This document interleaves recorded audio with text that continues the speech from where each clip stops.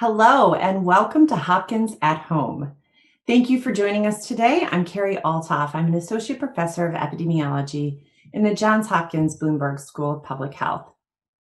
I welcome you to ask questions during the presentation today. You can use the chat module in Zoom, and you can ask questions at any time. I will pause throughout this presentation to receive your questions and to respond.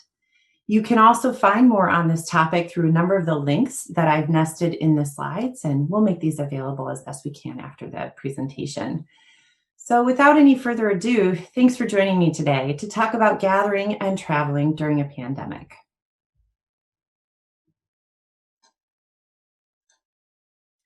So here we are. It's 2 days until Thanksgiving in the US, and this is what our coronavirus map looks like as of this morning from the Johns Hopkins coronavirus website. And as you can see here, it's not looking great, particularly in a lot of parts of the country that are more rural. But we also have a lot of spread going on in cities as well. So I think the thing we have to remember here is that coronavirus is different than what we've experienced in the past. But even where we are today is different than where we were just 2 weeks ago. So what does this look like? Well, in Maryland, which is the state I'm located in, so I'll show you a little bit of data from Maryland, but I know that these types of data are available across the country on many of your local and state health department websites. These dashboards have become incredibly popular and very, very useful. So these are the data from the Maryland Department of Health. This is from their website. This is the 7-day moving average of cases per 100,000 people by jurisdiction. So that case rate per 100,000 people, it just allows us to standardize the number of cases to the total population because, of course, populations differ across states. So here we see this line kind of bumping along. It almost looks like there were two little waves before the fall. Now we see this incredible rise. This roller coaster that we've been on has taken this very steep upturn in recent weeks. And so this is what everybody is very concerned about from the public health perspective. It's the fact that we're thinking about gathering in 2 days from now, and yet our environment, what's going on around us, what's going on in our communities, is that there's a lot of coronavirus out there. When we look at the proportion who are testing positive of those who are getting tested, we see that that black line is starting to uptick a little bit again. Now, the interesting thing about this percent positive rate, as we call it, is that it's highly dependent on your denominator, right? The number of tests that are being performed, or in the state of Maryland, the number of people who are being tested. So the thing that we have to look for here is, first of all, we know that early on, when that black line is really tall in the beginning, back in March and April, we had very restricted testing. So that denominator is really small. So anybody testing positive is going to create that very high percent positive. In addition, there were restrictions on who could be tested because the test kits were in short supply. But as we've seen, that has really leveled out here in the state of Maryland.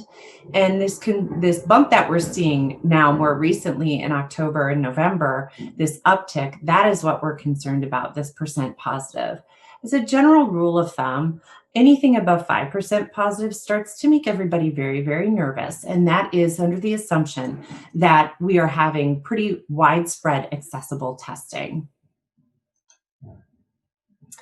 In the state of Maryland, we can also look within counties. So now we're drilling down geographically speaking to see what is actually going on in our individual locations.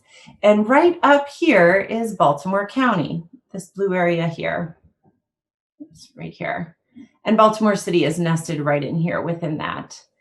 And so what we see here is that we do have a large number of counties that are reporting now. Total number of cases is what you see on the right-hand side: Prince George's County, Montgomery, Baltimore, Baltimore City. These data are likely accessible for counties in your state as well. And what we're seeing here is where these different burdens are, or how the different counties are experiencing different burdens of COVID-19. Now, these cases are total, right? Cumulative cases. What we want to know right now is what's going on right now, this week, as we make these choices about potentially gathering. What we can see from Baltimore City here is that the case rate is definitely increasing. And this Thinner line is Baltimore City. The statewide line is below it. And so what we see here is, yes, there is an uptick, not just at the state level, but definitely within individual counties in which we live. So closer and closer to home. And the fact of the matter is that this curve that we were so united to flatten early on in this epidemic, the curve is not flattening right now. And we've almost forgotten what that concept even means. But essentially what we're talking about here is we're seeing that uptick in the number of cases as well as the number of cases per 1,000 population. And that is concerning. And in places here where it's green, if you notice, they're coming down from these huge peaks. And so any little bit of decrease is going to turn this square green, even though I see that those squares as being, most of them as being very concerning because their peaks are so high. I'm talking about North Dakota, ND, South Dakota, SD, Iowa, IA, Nebraska, NE, even Wisconsin, WI. So those, again, green states here, but overall, we're not seeing a flattening of that curve. And that's concerning because, again, remember, the flattening of the curve is important because it helps to reduce the burden on our healthcare systems. So we're always trying to reduce that burden because these healthcare systems have been taxed. Since the beginning of the pandemic, there was a huge burden on the healthcare system. We were able to reduce cases in many parts of the country over the summer. That burden lightened, but we're back in it now. You can see this is data for the state of Maryland, ICU beds, acute beds, and total beds. The numbers that are currently in use are starting to trend up again. And this is concerning because our healthcare workers, they're tired, they're exhausted. They've been in this a while now, and it's hard. The systems themselves are having to scramble for PPE and different resources that they need in order to continue to provide this care. And if this is what it's looking like now, if we all gather in 2 days, what will the disease burden look like a week from Thursday? And how will hospital beds, if they are no longer in supply, how will it be decided who will be treated and who will be sent home? And then, of course, deaths. We know that with increases in these number of cases, we do see increases in deaths. And this is the sad state that we're seeing in El Paso County right now, where the National Guard was called in to just help deal with, sadly, the bodies of the decedents, the people that we have lost to coronavirus. They needed more refrigerated trucks, and now that isn't even able to help. And so the National Guard is coming in. So we do have to remember that for some individuals, the end of the coronavirus illness line is death. And we don't want to see that happen because we know that this pandemic will end. So as many of these deaths that we can avoid as possible is what we are trying to do, because we want our loved ones to be able to gather with us after the pandemic. We want to be able to get through this and still have grandparents and parents and all of these individuals who may be at higher risk still in our lives. So just to put it into perspective how serious this is, yesterday there was one COVID-related death every 1 minute and 37 seconds in the United States, for a total of 889 deaths reported yesterday. And the total number of deaths, of coronavirus-related deaths in the US now is over 250,000. Yesterday, there were also 117 COVID positive test results every minute in the United States. That's nearly 70,000 new cases diagnosed yesterday, and 12.4 million total in our country diagnosed since the beginning of the epidemic. I encourage you to check out this video. It runs for about 30-40 seconds, and it just gives you the update, and it visualizes the data for you so you can see what these numbers are doing, these key indicators of coronavirus. You can see what they're doing nationwide to give you the global picture of what's going on in our country with coronavirus. So in 2 days, it's Thanksgiving, and everyone is so ready, I think, to gather with family and friends from that emotional and social and just mental health perspective. We want to have holidays. We want to feel that connection, but we also realize that in doing so, there is risk. And that risk is even higher today than it was 2 weeks ago, given the rise that we've just seen in the cases in the ICU and hospital bed usage and in deaths. So the one thing that is concerning about Thanksgiving and gathering is the idea that it's all primarily happening on the same day. And then typically over the rest of the Thanksgiving holiday, people are still gathering. They tend to go to restaurants, right? You cook the big meal. Everybody needs a little break from the kitchen on Thursday or Friday. And so then there might be upticks in restaurants if restaurants are available or open in your community. And this is concerning because these are places where we know the virus can easily transmit, right? We know indoor eating and not having good airflow and not having space between tables can really increase that risk of virus transmitting and infecting other individuals. So if we have this day or perhaps even this 4-day weekend where this is a concentrated time of gathering, what is it going to look like a week from now, right? The median incubation time from infection until symptom onset for those who are symptomatic is 5 days. So where are we going to be Tuesday, Wednesday, Thursday, Friday next week? How many more cases per minute will be potentially diagnosed? And this is the question we're all wrestling with. How do we all do our part, but also how do we ensure that there are structural level interventions to make sure that individuals are not becoming exposed to the virus, because this is likely going to put a big crunch on our healthcare system if we have a tremendous spike, given the fact that we are already on a very steep incline in the number of cases and the number of deaths.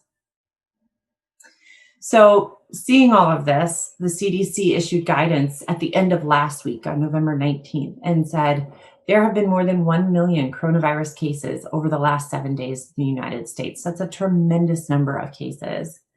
And because of this, they note that the safest way to celebrate Thanksgiving is to celebrate at home with the people that you live with in your household, and not gathering with individuals outside of that household in order to essentially not give that virus more opportunity to infect others. So how do we do that? That can be a really tough message to hear. It can be really hard to say, oh, I was really looking forward to this. Or I have a mother or a father, a grandparent, a loved one who I'm very concerned about because they have been very isolated for the last few months. And this was something we were looking forward to as an opportunity to reconnect. Well, I think what we're being forced to do in order to protect our physical health, but feed and nourish our mental and emotional health, is to figure out how to connect with those individuals. So this idea of reaching in to celebrate is how do we think about new ways to connect with those who we may not be able to be with face to face, particularly our loved ones who might be at higher risk for coronavirus and severe illness if they have been practicing this distancing. They are probably more likely to have been pretty isolated over the course of the last few months. I'm sure you can think of someone like that in your life right now. So how do we reach in? How do we create meaningful connections to maintain the mental and emotional health while reducing the risk of COVID-19 transmission? There's a link at the bottom of this picture. We have written an article about this, talking with gerontologists and geriatric specialists who see this a lot in older adults, this isolation and how individuals can connect with loved ones who may be living in long-term care facilities. And we have a host of other ideas and some mental health experts weighing in as well. Some of those ideas include things like baking a favorite treat and sending it through the mail. I know in our house, meal time is like a big deal. It's an important connection to the outside world. So sending packages, cards, letters, especially that handwritten note. So we can't necessarily be face to face with each other. And so I think we have to dig down a little bit deeper. When we used to express our love and our affection through a hug, if we can't do that, how do we express that verbally to someone? You know, I miss you, I love you. How do you make those connections? Reading a book together virtually, having a little bit of a book chat, a jigsaw puzzle, sending one of those and saying, how are you progressing on the puzzle? Connecting via teleconference, either one-on-one or in a large group. And then I always like to ask individuals, tell me about your most memorable, before this event, tell me about your most memorable Thanksgiving, because I think it's that reminiscing and it's that shared connection and shared stories that can help recharge us. Also, if you have a loved one who is staying within their home for the holiday, but they live within driving distance, driving by just to wave and say out the window, "I'm thinking of you," something like that can be really hopeful for individuals to physically see the other person without becoming too close.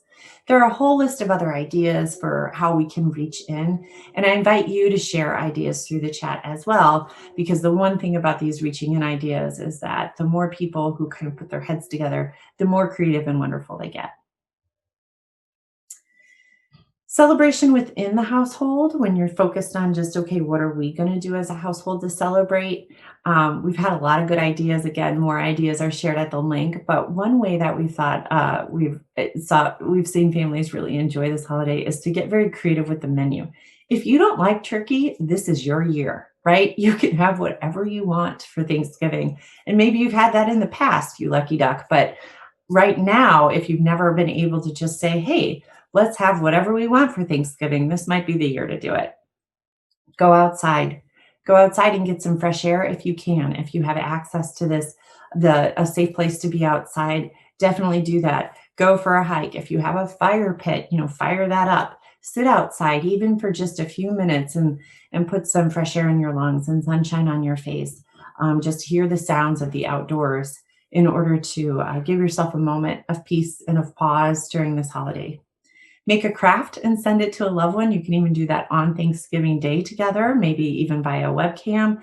Connect with those, see each other, or pick up the phone and call and spend that extra 45 minutes connecting with a loved one. Let them tell you the story that you've heard 300 times before, and just spend that time to be present, make that memory. Because, truth be told, we will be talking about what we did at this Thanksgiving for years into the future. And then one thing I think we should all be doing is preparing for the spike. We know that there were a lot of travelers last weekend. We anticipate there'll be more travelers this week. And so do take a moment to go over what's in your house. If you have the opportunity to stock up on additional items, soap, any type of cleansing products, also food, right? Medications, those types of things that you may need for your household, make sure you have those in stock. Make sure you have your quarantine plan brushed off and reviewed. If you need help with that, the CDC has great information. Your isolation plan. If someone does get sick, what does that look like?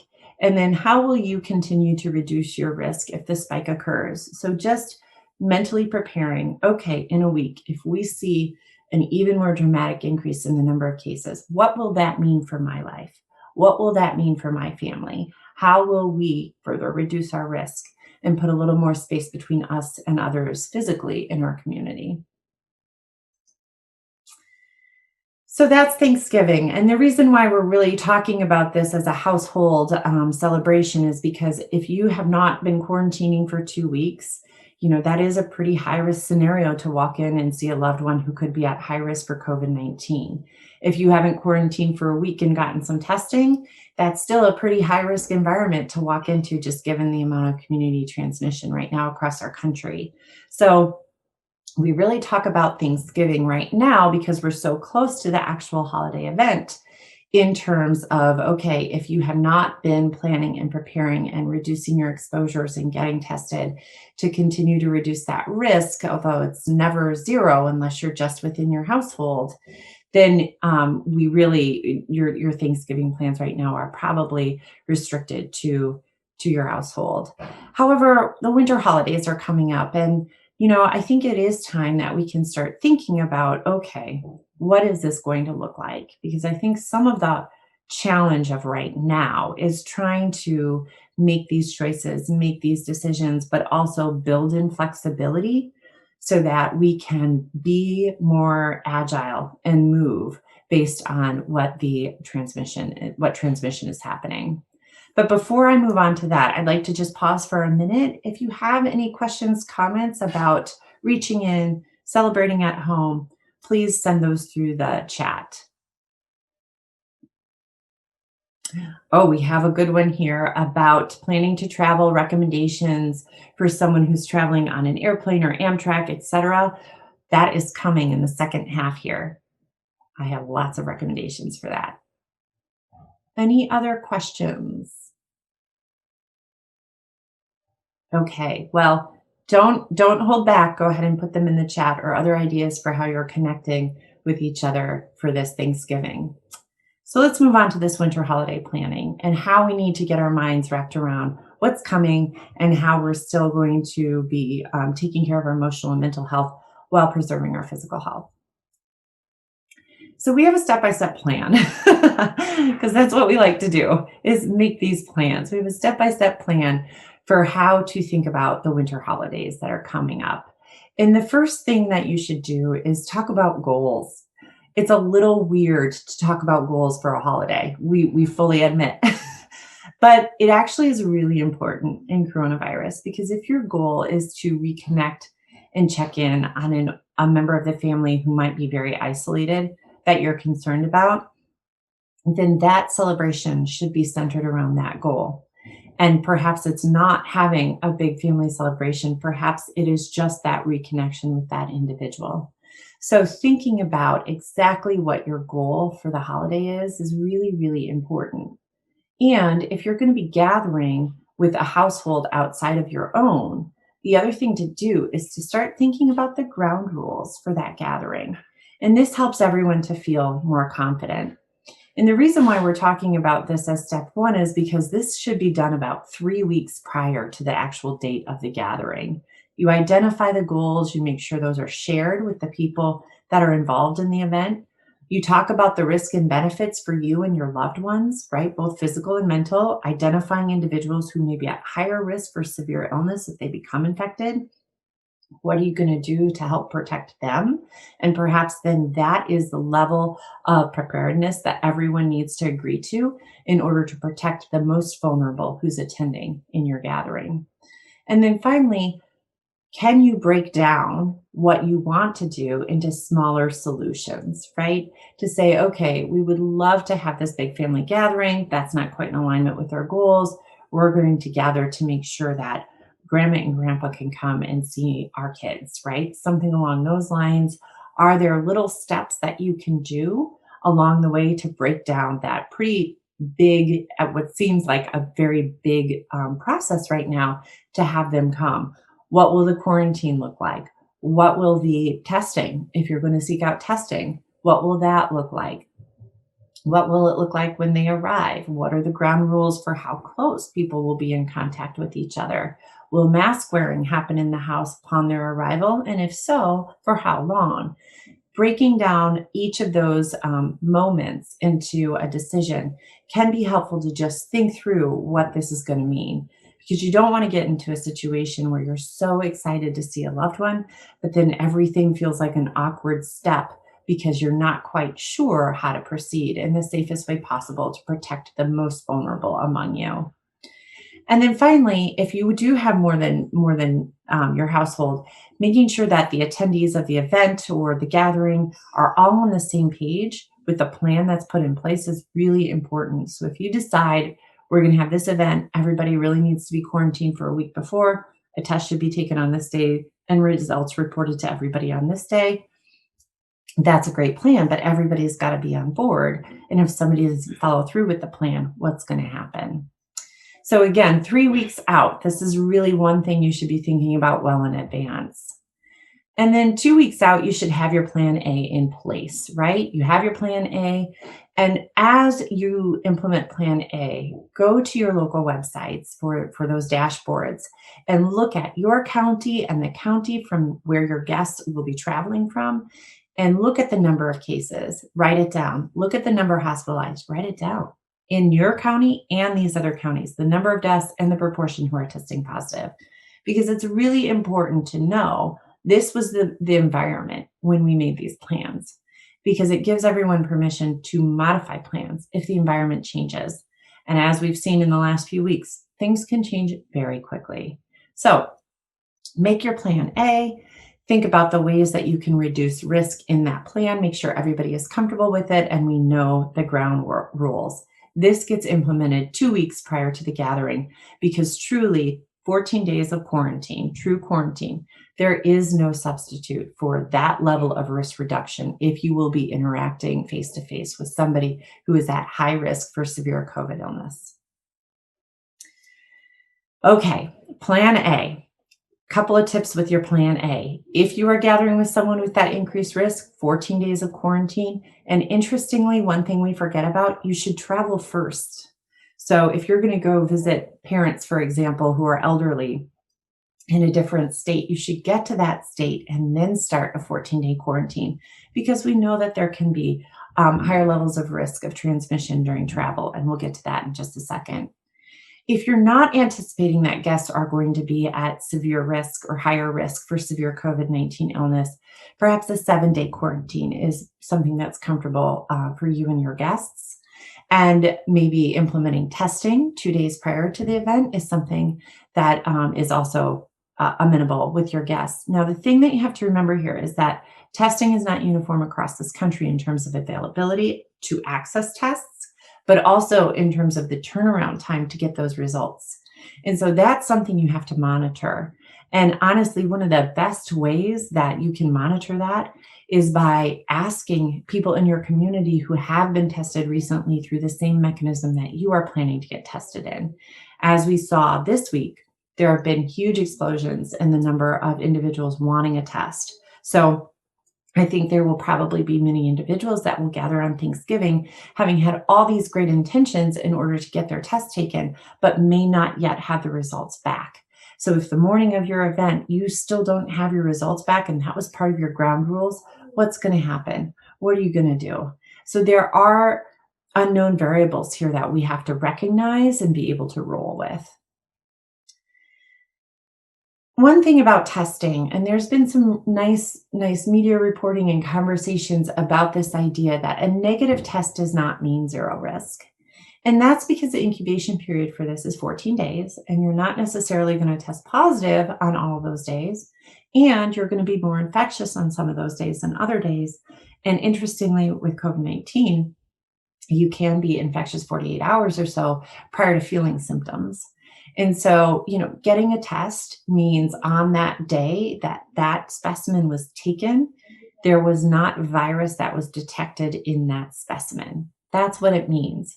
So is that important information? Sure it is. Sure it is. It means on that day, you didn't have enough virus in your body to be positive. So it could be zero virus because you're not infected, or it could be that you're not able to produce enough virus for it to be fully detected yet.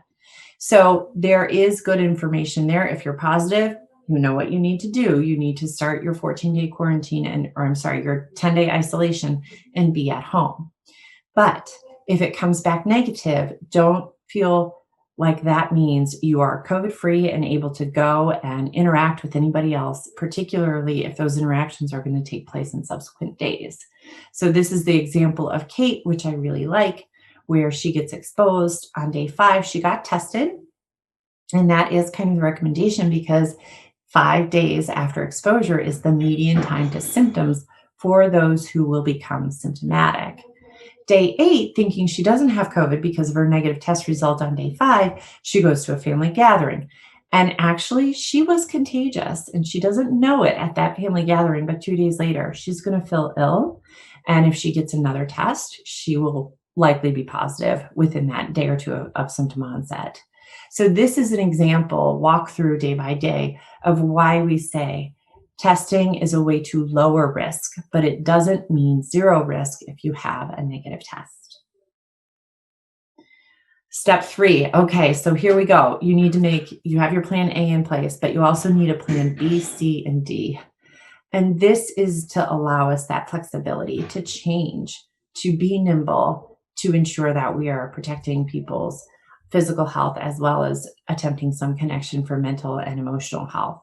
So plan B is taking plan A and making additional modifications to reduce risk. For example, if the plan was everybody was going to come into your home for a meal and you were going to open the doors and windows and people were going to bundle up, they were going to wear masks, but they were going to take the mask off, of course, for eating, but you were going to try and pod them, and you have enough space in your house to put the chairs and tables with the household 6 feet apart, but the numbers start really ticking up, or someone is perhaps maybe not following those ground rules the way that you would like them to, and they're still going to show up at your house. And instead of having some sort of confrontation, maybe what you decide to do is say, you know what, we're going to move this from an indoor meal to an outdoor dessert gathering, right? Where people can move about. They don't have to be seated for any period of time. They could enjoy a dessert.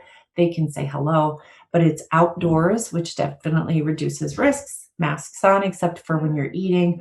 All of that is a nice modification to Plan A to really reduce that risk. Plan C is essentially something that we all need to have in our back pocket, and that is saying it's too risky to have a face-to-face gathering with people outside of our household. So Plan C is saying, okay, we tried, we planned, but the community circulation of COVID is too much right now, and so we're going to stay within our household. Plan D, if you did have one other household coming over and somebody wakes up the morning of the event and they don't feel well, or it rains on your outdoor dessert function, this is a postponement date. And the reason why postponement dates are so important is because postponement means that you're going to do it. You're going to plan for it to try it again. It doesn't feel as gut-wrenching, I would say, when there is a postponement date, if something comes up like weather or illness. So having these back pocket plans can be really, really helpful in just preparing you mentally, emotionally to make these modifications to respond to COVID. And finally, modifications that reduce risk. So here are some additional modifications. I went through a few of these. Excuse me, there's some background noise right now. But wearing a mask at all times when not eating, wearing face shields. Face shields are another thing that we could potentially put on, particularly if there's somebody who's at more severe risk for COVID-19. Limiting the number in your household. By the way, with the face shield things, you should have a mask underneath them. They should not necessarily replace the mask covering, particularly if you're indoors. Ensuring enough space for physical distancing, both indoors and outdoors. Moving to outdoors, shorter celebration times, maybe not eating or drinking indoors, making sure you have that space between tables, good ventilation, open those doors and windows, turn on fans, tell your guests to dress warmly if you live in a colder climate. Singing, shouting, and talking loudly. We have a number of case studies from the CDC showing whole choirs becoming infected. Singing, shouting, talking loudly does propel those droplets and can increase the risk of transmission. So that would be a hard one in my big boisterous family to keep everyone's voice a little bit lower would definitely be a challenge, but these are things to think about where ideas are located at this lake. Step 4, outline a plan for what happens in the 2 weeks after in case somebody becomes ill. So this is a part of your pre-event planning, is to make sure you know how you'll be communicating in the 2 weeks after the event. How will you communicate about symptoms? If someone becomes ill, what's the role of that individual? Do they call the host and the host calls everybody else? How will that play out? Perhaps to protect privacy, but also to not put a burden of calling everybody on someone who's not feeling well. And again, quarantine plan, if you don't have one, this is the CDC guidance. Isolation plan, if you get sick, there's the CDC guidelines. And those types of plans, all of this should really be a part of the discussion in step 1, but it's absolutely critical to have these plans in place by the time of the event, because everybody needs to know what this follow-up is going to be. So what does this mean? This means a gathering is at least a 5-week process.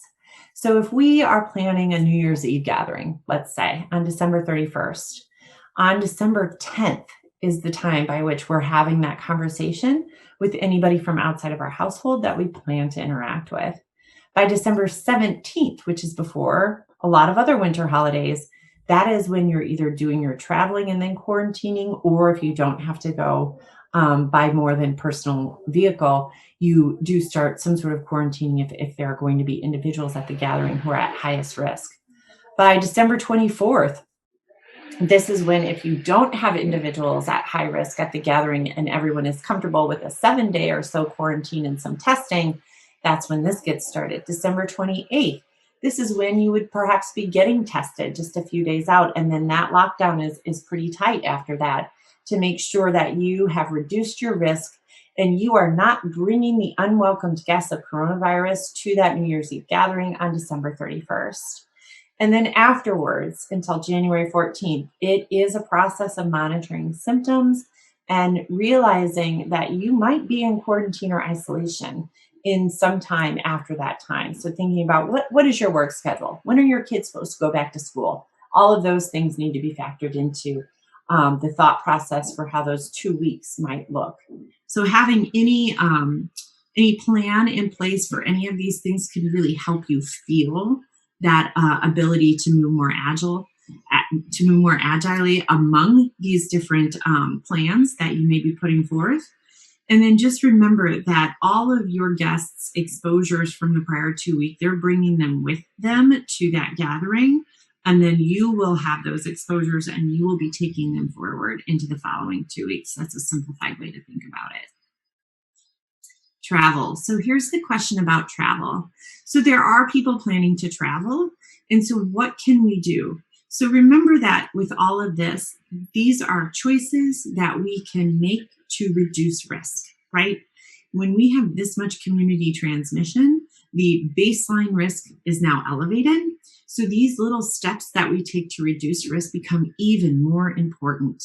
So when you're traveling, if you're traveling by air or even through bus terminals or train terminals, it is important to recognize that there are going to be times where you may not be able to keep 6 feet of space around you. These places get crowded when there's a high volume of people moving through them. The places you want to be very keenly aware of is when you're standing still in a line and someone else is standing next to you in that line and there's not 6 feet of space.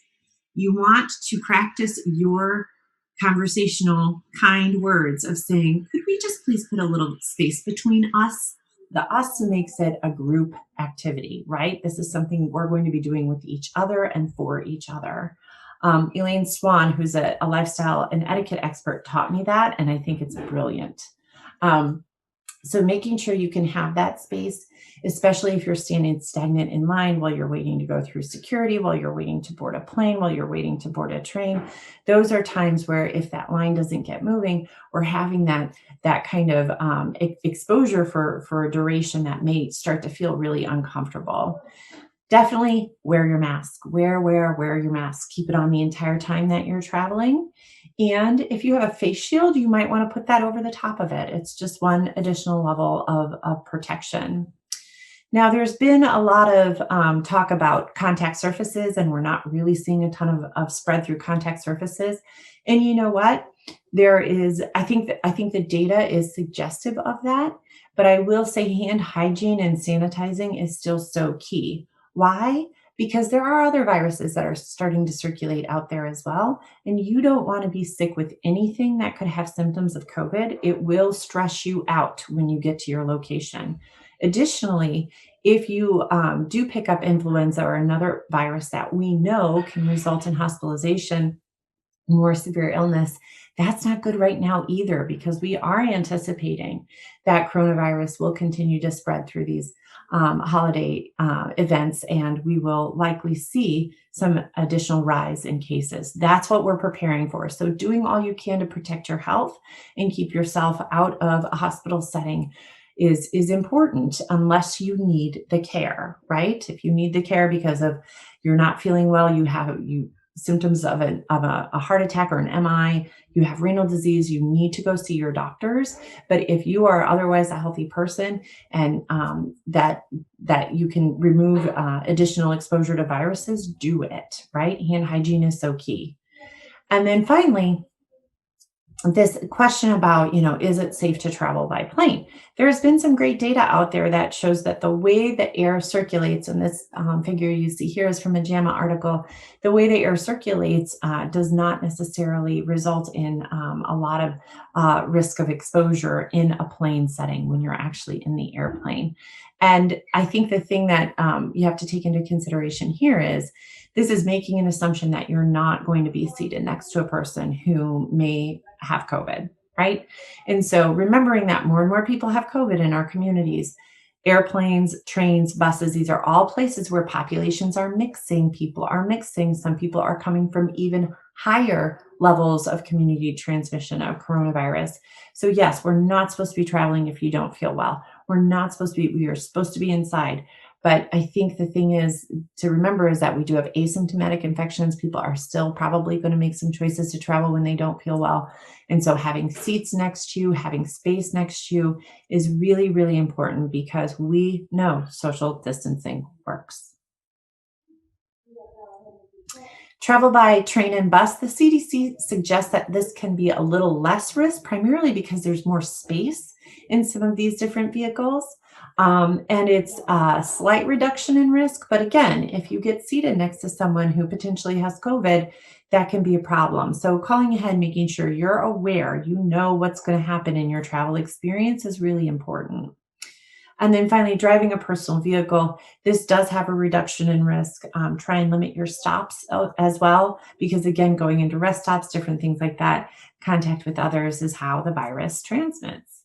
So you will bring your travel exposures with you to your final destination. That's another key thing to remember.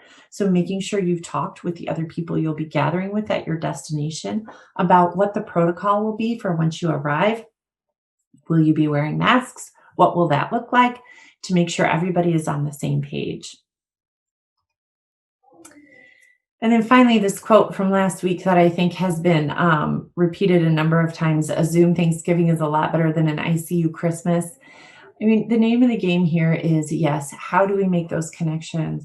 But how do we keep ourselves physically healthy as well when there is a pandemic, right? That is the question. Everybody does have a different risk tolerance.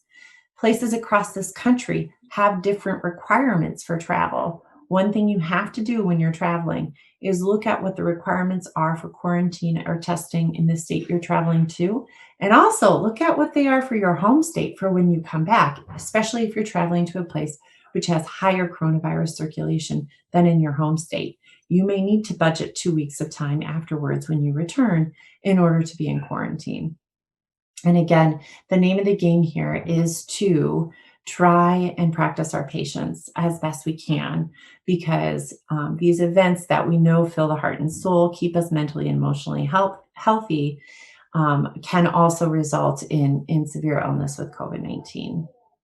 But there are lights at the end of this pandemic. And I just wanted to end here before I take more questions, reminding us of what those lights are, because this is a matter of time. And I cannot tell you it's going to end tomorrow. No one thinks it will. I cannot tell you this pandemic is going to end in a month.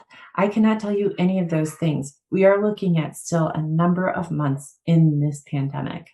And so we need to keep our eye on the goal of what's the progress in some of these lights that are going to help us shine our way out of this dark tunnel of a pandemic right now.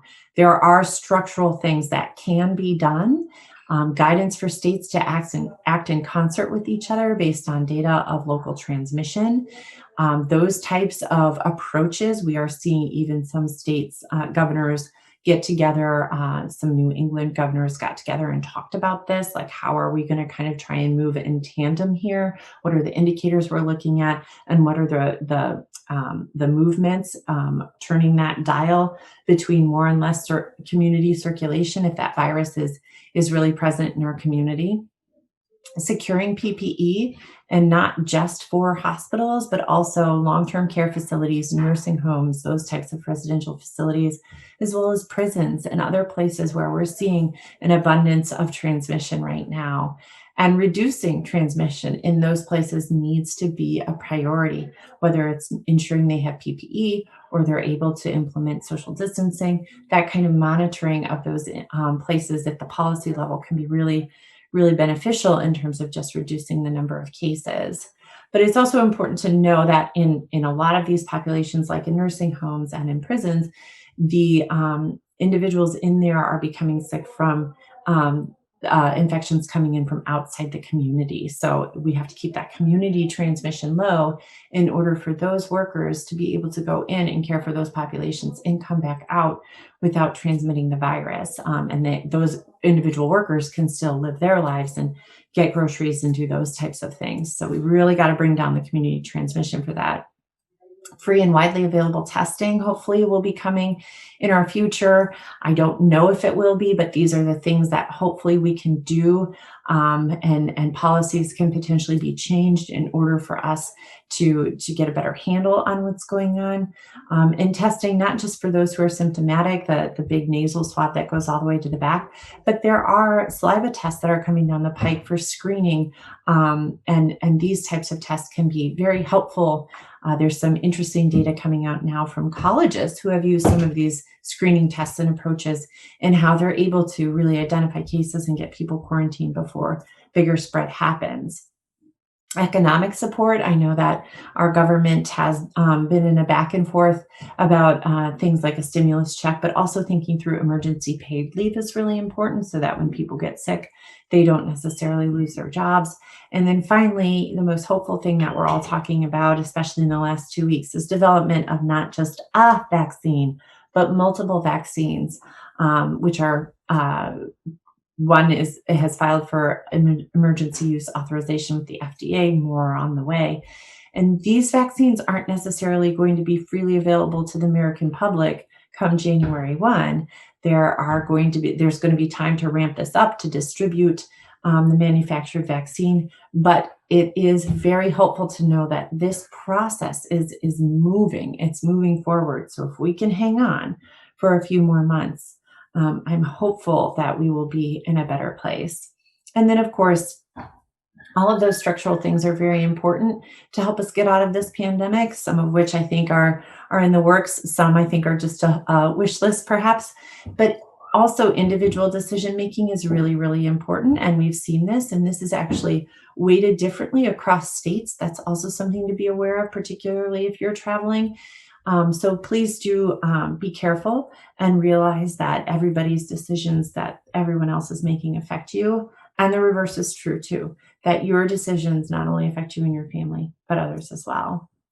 So with that, I'm going to take some questions. And just before I do that, wish you all health and connection this holiday season in the way that you think is best for you and your family to accomplish that. With that, I am going to scroll over to the chat.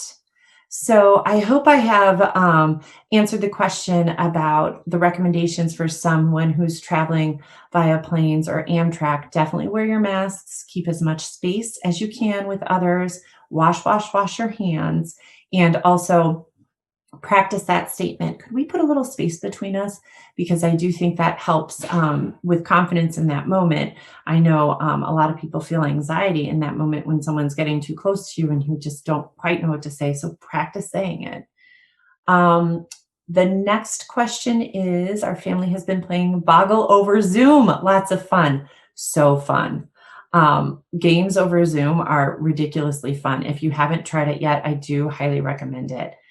Clorox wipes, and they're out of stock. What do you recommend that we use when we go out?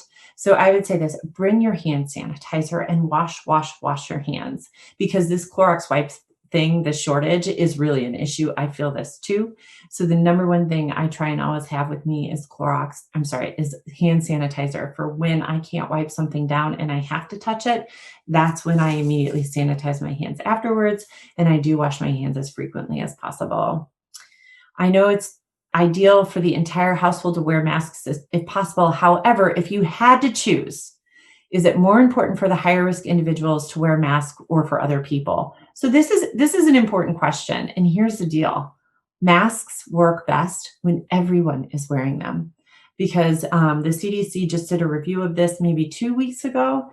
And one thing that the data was supporting before was that it can help keep the virus to yourself if you are infected. It's just you're spewing less virus into an environment if you are infected, because this virus does love loud talkers and singing and that kind of forward propulsion of your voice.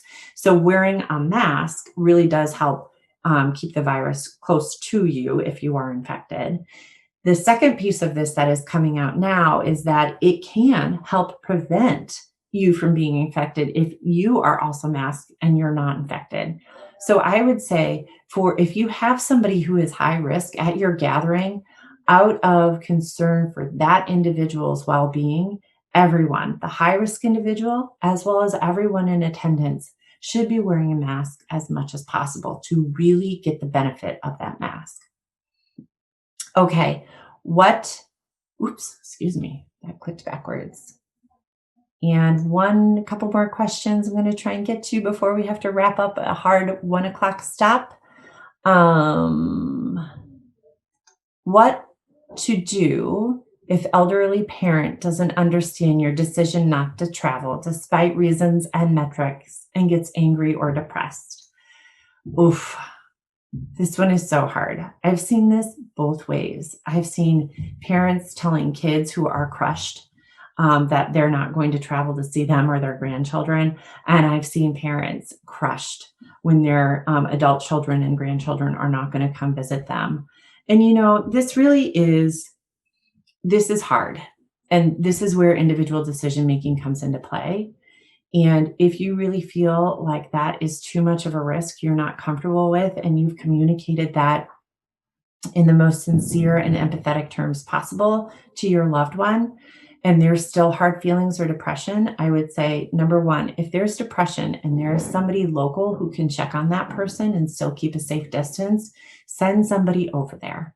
Send somebody over there for that person to see, especially if that person is isolated and struggling with depression, because I do think it's important to keep eyes on people that we love if you have that contact locally. The other thing to do is send them things. Send them handwritten cards and notes expressing your love. Or the next time you talk on the phone, just remind them, I love you so much, right? I think the one thing that this virus is making us do, because we can't just hug somebody, we have to say it. We have to tell people. And I think that is not the solution that's going to erase all the anger and the depression. It's not, but it's all these baby steps in the right direction. The other thing you can do is start to say, maybe we should start thinking about a spring get together or a summer get together when we know that the vaccine might be rolling out in greater proportions, and we know that we can be outside, and we know that for some reason this virus also had lower transmission in the summer months than what we're seeing now. There are a lot of hypotheses about what's going on there. It's not uncommon for these types of respiratory virus to have that seasonal pattern to it. So perhaps the spring and summer are going to be better times depending on where you live in the country. So it's that idea of, let's not say the holiday is ruined. Let's postpone. Let's talk about when we can do this again. My family is going to an outdoor family gathering 5 days before my arrival. I conveyed my discomfort with visiting after hearing that, which they dismissed. How risky is it to visit them? So this is a really good question, right? Because you can't control what people are doing before they see you, and they are bringing those 14 days of exposure. If I were you, you have to make your own choice. Are you going to show up or not? And if you don't want to go that far, one thing you could also say is, you know what, guys, do you mind trying to get a test before I show up, given your recent exposure at this bigger family gathering? Or have you been taking your temperature? Does everybody feel well, right? And then, wear a mask and ask others to wear masks. So it's thinking about layering these things to reduce your risk. If you're walking into an environment that's not your ideal because your loved ones have been perhaps circulating in the community more than what you're comfortable with before your arrival. Again, this is why that conversation multiple weeks out can be really important to get everybody on the same page.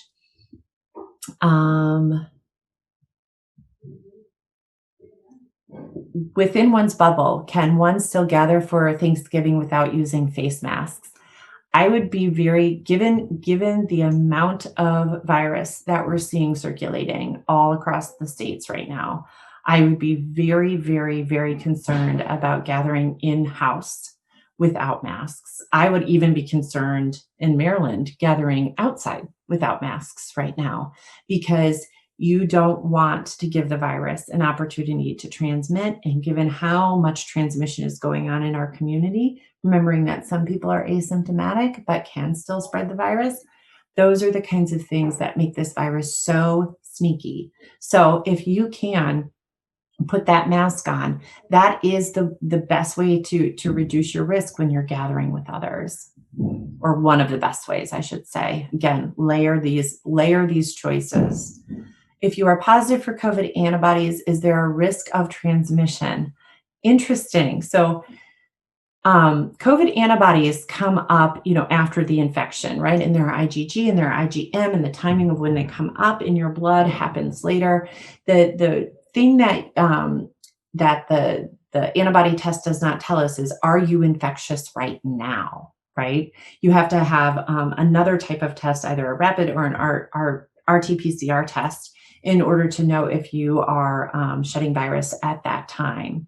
So one thing I would say is go to the CDC guidelines, go to the CDC website and look up the guidelines for isolation, and make sure you fit all of that. And if you have antibodies and you are attending a gathering at this time, because I think there's some promising data coming out that does suggest individuals with antibodies have a lower risk of more severe disease for a few months after that initial infection that caused the antibodies to come up. If you're more than a few months away from that initial infection, or if you were asymptomatic and you have no idea when that infection occurred, I would still be very, very cautious at this time. During a car trip, what is the risk of a very quick bathroom stop? You know what? Quick is my middle name with all of these things, right? Now, 15 minutes is what the CDC uses in many health departments for what close contact is. So you're within less than 6 feet unmasked for 15 minutes, right? There is nothing magic about 15, but it does motivate me to always hustle, right? And if I'm standing in the bathroom waiting for someone to finish using that sink, I'm going to back up, make sure I have 6 feet of space. So bathroom breaks are something that, happen. They have to happen when you're taking road trips. Getting in and out as quickly as possible, wearing that mask the whole time, trying not to touch anything, that as you would in any public restroom situation. Good hand hygiene after using the bathroom is important, regardless of COVID or not. Those are all types of things that you can do. Again, we can't quantify the exact risk of that, but moving more quickly to get in and out as fast as you can, of course, does reduce the likelihood that you're going to be in contact with someone for a long enough period of time for transmission to happen. And finally, what masks do you recommend? There are so many masks. There are so many masks. And you know what? I recommend trying a bunch because it's different for everybody. I am the mask procurer for my family. My husband wears glasses and he has very specific guidelines about the way the nose piece fits so his glasses don't constantly fog. I have small children, one of whom loves to express her face, and she wears a huge mask, but it's really it has almost like an elastic around it to really pull it closer to her face around the edges, but it does allow her jaw to move up and down. So she wears like an adult large. She's 7. So it's those types of fit, and you just have to keep trying them. I find cotton ones to be much more comfortable to wear than the surgical masks or the disposable ones. And let me tell you, we have a lot, and we do a lot of laundry around my house for those masks. So keep trying them. Ask friends, ask family. If you see someone and you like their mask, say, that looks like a great fitting mask. Where'd you get it? So, one last question in 1 second. Does wearing multiple masks in air travel, can we avoid sitting next to each other? Where can't we avoid sitting next to each other? So call ahead. Know whether or not your airline is selling middle seats. That's an important thing to do. You wear comfortable shoes when you're going through an airport because you may not have a place to sit. You may need to stand away from each other in one of those quiet corners of the airport. Try not to carry a roll-on bag, right? Can you put everything you need in a backpack so you don't feel compelled to get to the front of the line so you don't have to check your bag? All important things. Wearing multiple masks, the place where multiple masks really does help is if you're wearing an N95 because you're in a hospital and you wear a surgical mask over it. It can sometimes help with PPE shortages. I would say wear a good fitting mask that you can breathe in when you are moving through the airport. That's important. You may have to move quickly. So be comfortable and keep that mask on. That's the most important point. It's 1 o'clock. It was lovely to be with you. I wish you all a happy Thanksgiving.